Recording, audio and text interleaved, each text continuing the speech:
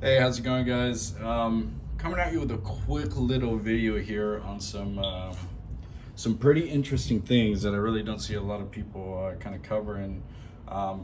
Similar things, right? But just wanted to give a rundown on kind of my PVS setup as it sits right now. Of course, I have a AGM um, Pvs-14. It's a Gen 3 green Foss. And I'm actually running it on a FMA Cayman replica helmet, which is pretty great. It's very comfortable. I love it.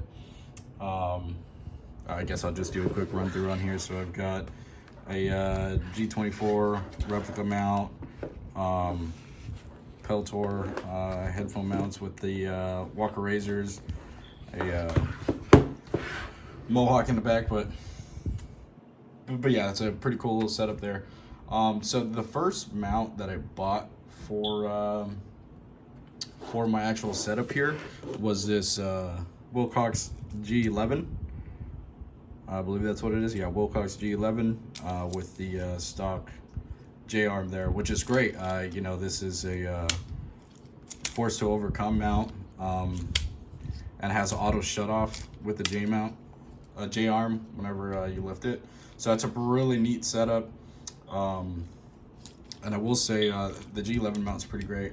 I'm not sure if I'm going to keep it. I'll probably end up keeping it if I decide to get some other night vision device in the future. But pretty neat setup. I liked it. And yeah, so other things that I got was a dimness shield thing there, but I got this LLI ink filter, right? It's this purple filter. It's a bit dirty, but it's a purple filter. It's supposed to kind of dim the green light, make it less harsh on your eyes. Some people say it looks like white phosphor. I don't think so. It still looks green for me. But one thing I've also, with the AGMs, they don't use a mil-spec eyepiece in the back. And I confirmed this with this company there. So what happened was, this does not screw onto the back. So what I ended up doing is I took it out of this of the little ring that's on there, and I literally just stuffed it down on the lens piece, and it fit perfectly. Instead of I took off the what is it called, the dimness shield, or whatever it's called, the fog shield thing, and I just stuffed that in its place, and it felt great. So yeah, another thing that I've got here is the Butler Creek little flip up cover. But what I did is I 3D printed a iris lens holder. As you can see, I got an iris. I'm sure you've seen them on YouTube, where people just cut out a slot on the side of the stock cover, and I can show you a stock one right here. But people will basically cut it out and fit it in on here, and then they'll do a little hole right there or something, but they'll basically fit it into here, cut out a little slot for the arm. But yeah, I went ahead and 3D printed one. I actually found this on Thingiverse, I want to say. So it's pretty cool. Works awesome, as you can see right there. Flips up, pretty awesome.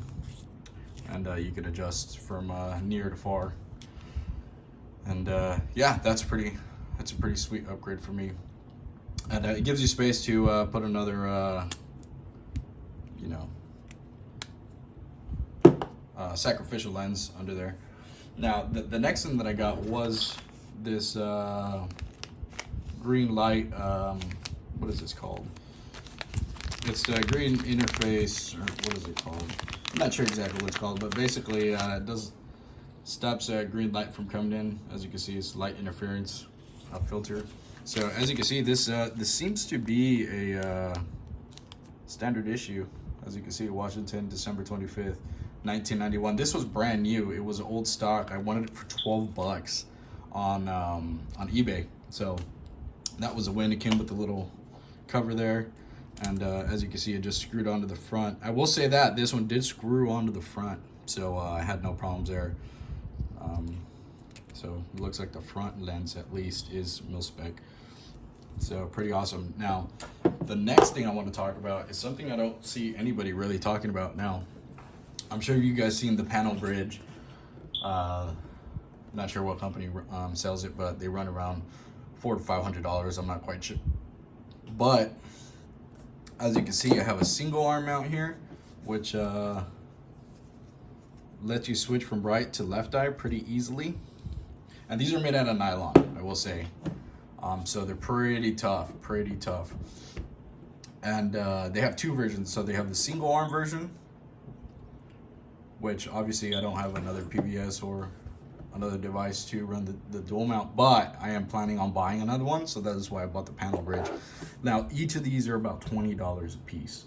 Spectacular, right? And like I said, they're super durable, super sturdy.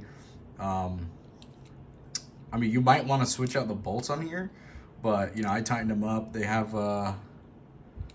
you know, they're not too bad. But yeah, these are great. So this is the panel bridge from FMA. Like I said, $20, you can't beat it. Now it's super stiff because I tightened it. Not super stiff, but you know, I tightened it to the point where it felt comfortable and I could manipulate it, move it around. But as you can see, it's literally a clone or a copy of the panel bridge that is sold for hundreds of dollars. It's got the little lanyard mount there, which I like. This is the one thing I like about the dual versus the single, is that you don't have a lanyard mount here, so, or a retention mount. But I was running this on my helmet, I will say I had it on my helmet with just the Pvs-14, and you know, I threw this up out of the way, and it was fine, right? Like I said, it manipulates pretty well. As you can see, you get your pando set up, or you can fix it for your eyes. It's a lot more adjustability, I will say, especially me. I shoot left-handed. I'm left eye dominant, I will say. So being able to fix that on my eye is super important, especially because I wear glasses. But yeah, so this is the main thing I wanted to talk about, because I mean, I'm not going to spend $500 on just a mount. Now, I will say this G11, I think they're around about $350 to $400. I bought it used off of some Army guy. I think I paid $150, so that was a good deal. This is a legit one. I will say this G24 SOTAC is a clone, and it is probably a little bit less of a quality piece in that one, but it's very, very close. Now, I will say mine is kind of weird. I tightened it and Loctite all the bolts and stuff. Mine kind of hangs up here because I tightened it a little bit more. As you can see, if I bring it up to the top, it's super tight up there. All right, look, there's absolutely no play. But when I move it to the bottom, there's the tiniest of play. As you can see, side to side play there. But you can't tell once it's on the helmet and you know, your Pvs-14 or your NVGs are lanyard down, because obviously you want to do that. You don't want to rely on, you know, any mount. But yeah, I do love this setup. I love the off and on function, but you can't beat the price point on the G24 and these FMA, whether it's the pano or the single mount, which you know, right now I have this on because, like I said, I only have one device, but it's worth the shot. $20. It's worth kind of the shot and trying it out yourself, especially if you know, you guys go out and shoot at night a lot, which I don't really get the chance to myself. But yeah, it's definitely worth it. Just tighten it up a bit. I would suggest maybe putting some Loctite in here, or if you could find, so if you can tell, I'm not sure if you can tell, but it does have nylon lock nuts on here. The bottom doesn't, so I would suggest maybe put some Loctite on there. Maybe put Loctite on everything, but they do have nylon lock nuts right there. And like I said, it's very durable. It's not like this thing is flexing at all. Like, each of these arms is super strong, and it's got metal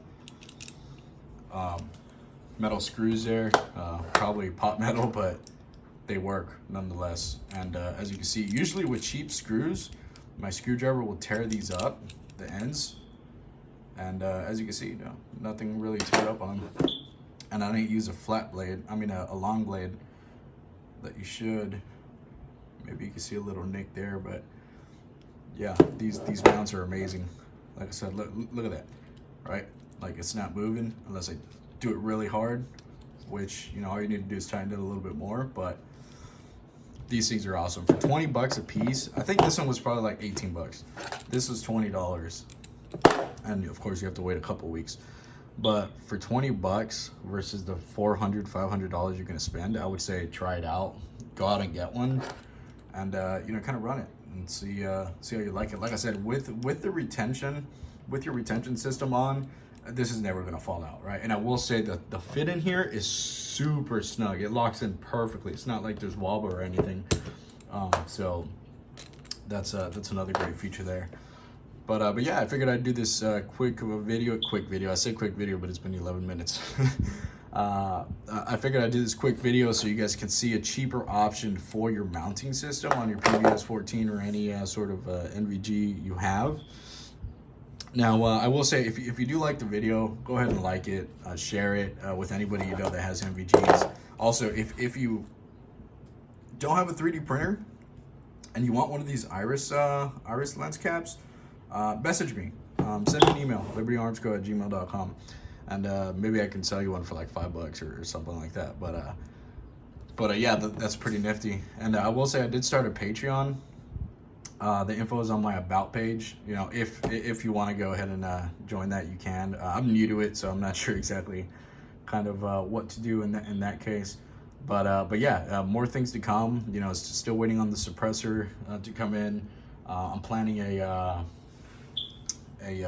boar hunt here, so I'll get some footage on that, and yeah, just more things to come here on our end. Now, I appreciate everybody.